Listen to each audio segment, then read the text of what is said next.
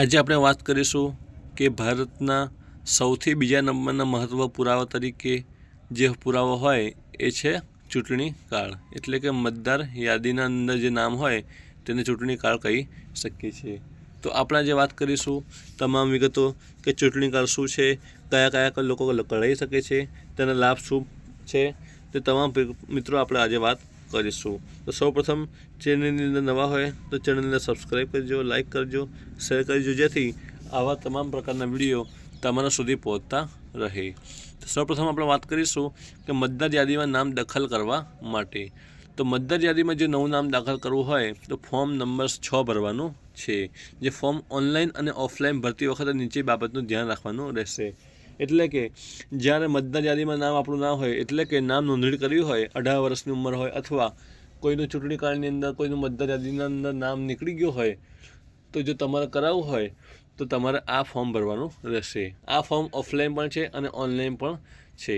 હવે ઓફલાઈન અને ઓનલાઈન તે કઈ રીતે ભરવાનું એ તમામ વિગતો આપણે એક જ વિડીયોની અંદર વાત કરીશું.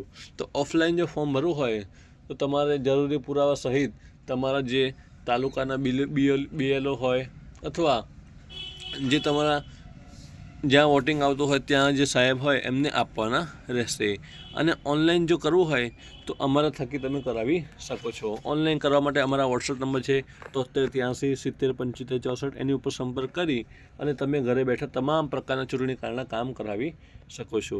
ત્યારબાદ આપણે વાત કરીશું કે જે વિધાનસભામાં નામ દાખલ કરવું છે તેનું ઓનલાઈન ફોર્મ ભરતી વખતે તે સાચું પસંદ કરવું. એટલે ઓનલાઈન ફોર્મ ભરી તેની અંદર આ વિગતો દાખલ કરવાની રહેશે. ત્યારબાદ આપણે ડોક્યુમેન્ટની વાત કરીશું તો રહેઠાણનો પુરાવા તરીકે લાઇટ બિલ, વેરા બિલ, ભાડાનું મકાન હોય તો ભાડા કરાર, અથવા કોઈપણ એક જે રહેઠાણનો પુરાવો હોય, એટલે કે જે સરનામું હોય એનું પ્રૂફ માંગવામાં આવશે. એનું ડોક્યુમેન્ટ જરૂરી છે. ત્યારબાદ પાસપોર્ટ સાઇઝનો ફોટો જોઈશે. ત્યારબાદ કુટુંબના કોઈપણ એક સભ્યનો ચૂંટણી કાર્ડનો ફોટો જોઈશે. જો નવા ચૂંટણી કાર્ડ કઢાવવા માટે આટલા ડોક્યુમેન્ટની જરૂર પડશે. તો તમારે નવા ચૂંટણી કાર્ડ પણ અત્યારે ચાલુ છે, ઓફલાઈન અને ઓનલાઈન બંને મોડની અંદર તમે કઢાવી શકો છો. ત્યારબાદ આપણે વાત કરીશું કે કુટુંબના સભ્ય જે અગાઉ ચૂંટણી કાર્ડની ઝેરોક્ષ અથવા તેનું જન્મ જો કોઈ બનાવેલ હોય તેની ઉપરથી ઘરના કોઈપણ સભ્યનું ચૂંટણી કાર્ડ નીકળી જશે. ત્યારબાદ આપણે વાત કરીશું તમામ વિગતો અહીંયા તમે જોઈ શકો છો. તો ચૂંટણી કાર્ડની અંદર જો તમારું નામ દાખલ કરાવવું હોય, ચૂંટણી કાર્ડ નવો કઢાવવો હોય, અથવા ચૂંટણી કાર્ડની અંદર કોઈ પણ સુધારા વધારા કરવા હોય, મોબાઈલ નંબર લિંકની વાત આવી ગઈ, ફોટો બદલવો હોય, અથવા પિતાનું નામ હોય તો પતિનું નામ કરવું હોય, તેમજ કોઈ પણ સુધારા વધારા હોય તો તમને ન જેવી ફી સાથે ઘરે બેઠા કરી આપવામાં આવશે.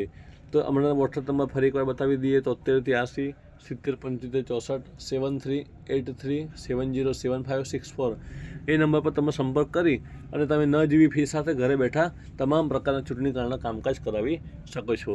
જે ચૂંટણી કાર્ડ તમને પોસ્ટ દ્વારા ટૂંક જ સમયની અંદર તમારા ઘરે પહોંચાડવામાં આવશે.